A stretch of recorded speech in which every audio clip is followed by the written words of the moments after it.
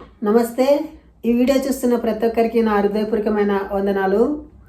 So ఈరోజు తెలుసుకునే విషయం ఏమిటంటే, బైబిల్ మన దేశానికి ఎంత ప్రమాదకరమో, బైబిల్ నుండి మన సంప్రదాయాలు ఎట్లా మర్చిపోతామో దయచేసి ఈ వీడియోలో తెలుసుకుంటారు.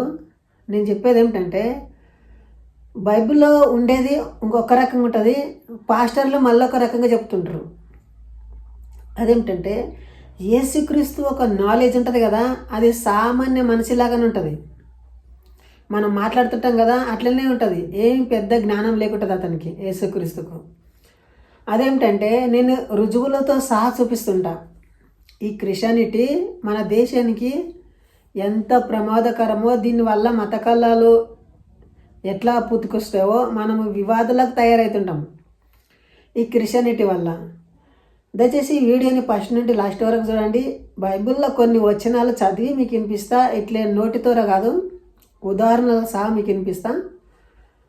ఇప్పుడు చూడండి, 22వ వచనం నుండి చదువుతా. మత్తయి సువార్త 7వ అధ్యాయం 22వ వచనం చదువుతా. ఆ దినమందు అనేకులు నన్ను చూసి, ప్రభువా ప్రభువా, మేము నీ నామమున ప్రవచింపలేదా? నీ నామమున దయ్యములను వెళ్ళగొట్టలేదా? నీ నామముల అనేకమైన అద్భుతాలు చేయలేదా అని చెప్పుదురు. ఏమంటున్నాడు? నీ నామమున ప్రవచింపలేదా అని అంటున్నాడు. అంటే ఇప్పుడు ఎవరైతే యేసు నామమున పాస్టర్లు వీళ్ళంతా వాక్యం చెప్తున్నారు కదా, వాళ్ళని ఏమంటున్నాడు యేసు ప్రభు, మీరందరూ నరకం కోతారు అంటున్నాడు. మళ్ళొకసారి 22వ వచనం 1వ చదువుతా. ప్రభువా ప్రభువా, మేము నీ నామమున ప్రవచింపలేదా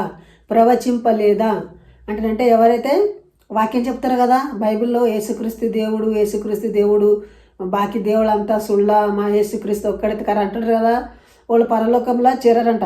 దయచేసి పాస్టర్లు ఈ వాక్యము విని మీరు బుద్ధి తెచ్చుకోండి, ఇంకా మీరు పరలోకం పోరంట. ఎందుకంటే యేసు ప్రభు అంటున్నాడు, మీరు ప్రవచిస్తున్నారు కదా, పరలోకం పోరంట. ప్రభువా ప్రభు, మేము నీ నామంన దయ్యములను వెళ్ళగొట్టలేదా అంటున్నారు. ఎట్లా? ఇప్పుడు చాలామంది పాస్టర్లు ఉన్నారు, ఇట్లా టచ్ అంటనే పడిపోతున్నారు, అద్భుతాలు చేస్తున్నారు. ఇంకా కొంతమంది అరటికాయలతోటి పిల్లలను ఉట్టిస్తా అంటున్నారని మోసం చేస్తున్నారు. సో దయచేసి ఇలాంటి వారు కూడా ఎన్ని అద్భుతాలు జరిగినా కానీ, ఎన్ని హెచ్చరికలు జరిగినా కానీ మీరు పరలోకం పోరంట. నేను అనకొచ్చిన, బైబిల్ చెప్తున్నది. సో కావాలంటే మీరు కూడా మత్తయి సువార్త 7వ అధ్యాయము 22వ వచనం చదువుకునవచ్చు, అక్కడ క్లియర్గా ఉంటుంది. ఈ మధ్య కొత్త పాస్టర్ని వేసిండు, అతను కాలుతోటి ప్రార్థన చేస్తాడు, కాలుతోటి తంతే మంది అందరు కింద పడుతుంటారు. సో దయచేసి ఈ బైబిల్ మోసాలు మీరు తెలుసుకునండి. నీ నామమున దయ్యములను వెళ్ళగొట్టలేదా అంటున్నారు. అంటే దయ్యాలను కూడా వెళ్ళగొడతారంట.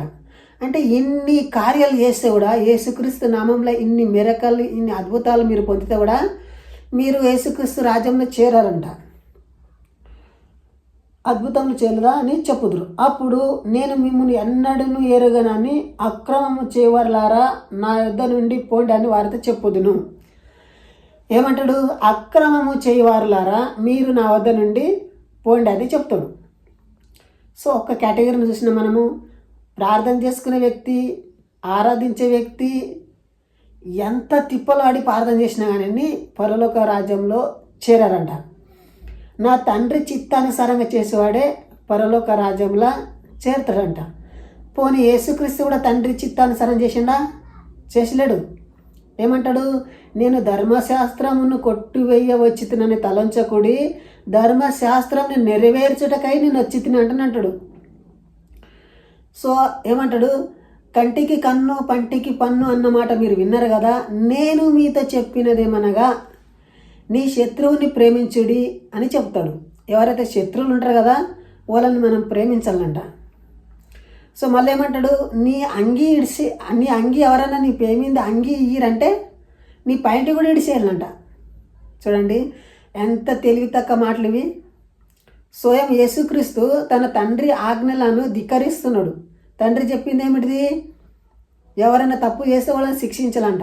ఈతని చేసేటేమిటి? శిక్షించరాదు, వాళ్ళని క్షమించాలే, వదిలేసి ఇడిచిపెట్టలే అంటున్నాడు. అది ఇంకొకటి ఏమంటాడు? ఒక శంప మీద కొడితే ఇంకొక శంప చూపెట్టాలి అంటున్నాడు. దీని అర్థం ఏమిది? ఎవరైనా అంగీ అడిగితే అంగీ ఇస్తాము, ఎవరన్నా మళ్ళీ పాయింట్ అడిగితే పాయింట్ కూడా ఇస్తామా? ఇయ్యం కదా. ఇది ఎంత తెలివి తక్కువ పని మాటలు. ఒకప్పుడు ఏం జరిగింది, యేసుక్రీస్తు తన ఇంట్లో వస్తాడు. తన ఇంటిలోనికి వచ్చినప్పుడు ఇక జనసమూహం అంతా ఆయన వెంట పడతారు. జనసమూహం అంతా అతని వెంట వస్తుంటారు. అతని ఇంట్లో ఉన్నప్పుడు వాళ్ళ ఇంట్లోలకు, ఆ ఇంట్లో ఉన్న వాళ్ళకు తిన్నికి కూడా టైం దొరకదు. అంతగానము గలిబిలి ఆ ఇల్లు అంతా గందరగోళం చేస్తుంటారు. అప్పుడు ఆ ఇంట్లో అంటారు, అరే ఏనుకొచ్చిండ్రా మా ఇంటికి, మా ఇంట్లో ఏముండదు మీకు అంటానంటే, మీ ఇంట్లో యేసుక్రీస్తు ఉన్నాడు కదా, యేసుక్రీస్తు ఏమో అద్భుతాలు మిరకాలు చేస్తానంట కదా, అందుకే మేము వచ్చినామంట అంటారు.